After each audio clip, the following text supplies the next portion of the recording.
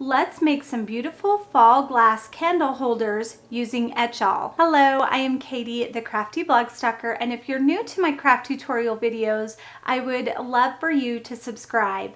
And if you don't want to miss out on any of the upcoming crafting fun, make sure to ring that bell. I've got all of my supplies laid out, and I will show you what I use to accessorize them later. I've got my 3 glass candle holders, some etching cream, some leaf designs cut out of etch mask using my Cricut, and I will have this file available for you to download for free. So either check the description of this video or it will be in the blog post as well. To apply my etch mask stencil, I will also use some etch mask transfer tape.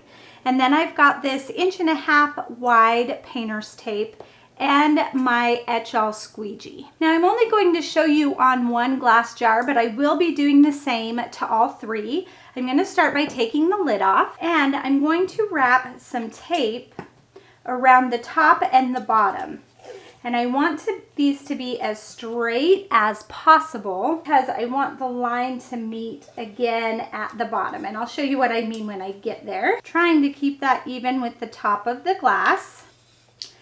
Now when I come back to this side, I want the bottom of this tape to be even with the bottom of that tape so it looks seamless.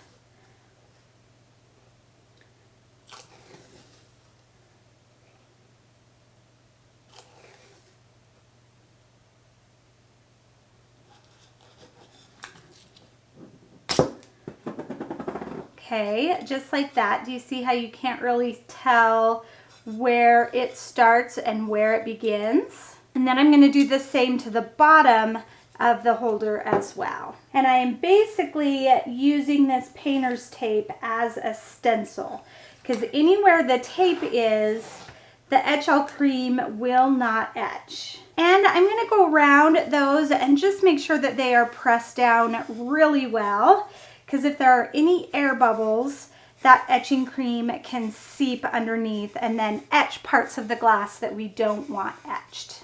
Now we can apply our etch mask leaf stencils, and I've got some etch mask transfer tape here. I'm just going to peel that back. And we can use this multiple times. I'm going to lay it onto my leaf stencil. Here, let's move this out of the way. And then use my squeegee to press that down. It's okay that I've got a little bit up there. That won't hurt anything. Turn it over, apply more pressure. Then we're gonna peel back the backing paper to the etch mask, and we are going to put this onto our vase here.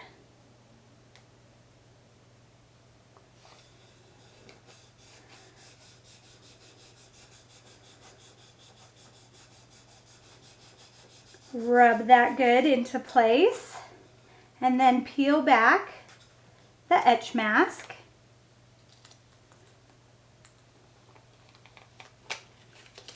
And then rub that good as well. So we're going to apply 4 of these stencils.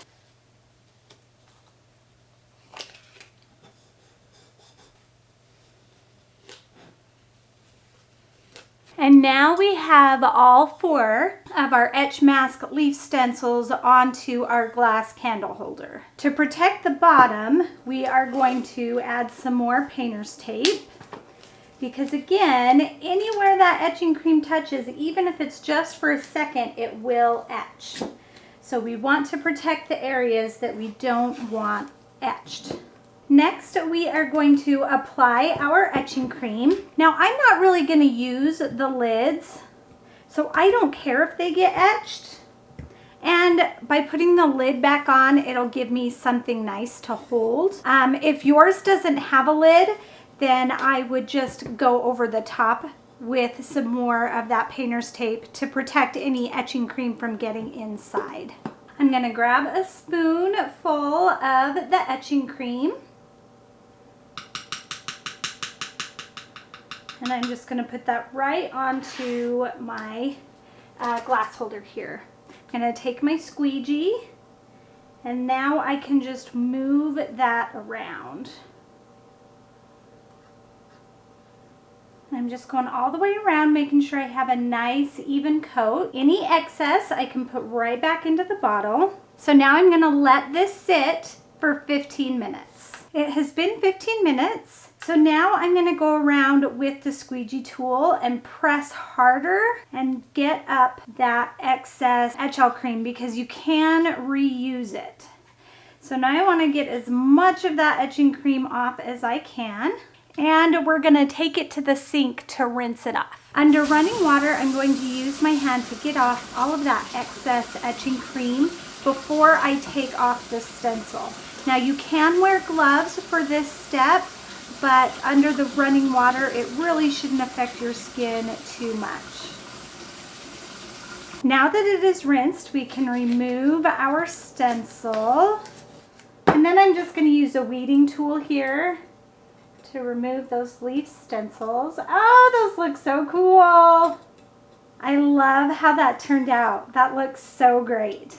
Now, to decorate them to make a centerpiece. What I'm using to decorate are a set of 3 glass pillars that are of different heights. And then I've got this 15 bean soup mix. I'm not gonna make the soup, I'm just gonna use the beans. And then just some simple votives. I'm gonna take my bean mix and then pour some in. I love the bean mix because of all the different fall colors. And I think I like the beans right up to the bottom of the etching. So then I can put that on my pillar, grab my candle, and then I can light my candle. And I think that is so pretty. I love the little peekaboo leaves there on the side, and those colorful beans just scream fall. So now we can bring them all in. And look at how cute that is. These would be perfect for a table centerpiece, on a mantle. There are so many fun things that you could do with this trio of fall candle holders. If you want more fun and free craft tutorials, make sure to visit my home base at thecraftyblogstalker.com. Thanks everyone. Bye and happy crafting.